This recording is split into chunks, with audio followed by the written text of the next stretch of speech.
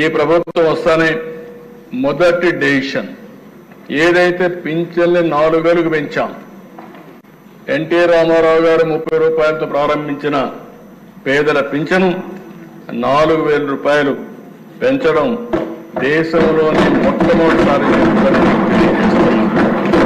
ఒకరిద్దరు దిశ 64 లక్షల మందికి ఇస్తున్నాం.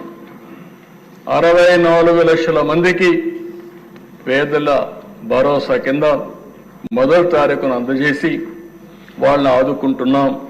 ఇంకో పక్క ఎవరైతే దివ్యాంగులు ఉన్నారో వారికైతే 6,000 రూపాయలు దేశంలో ఎక్కడా ఈ విధంగా 6,000 రూపాయలు ఇస్తున్నాం.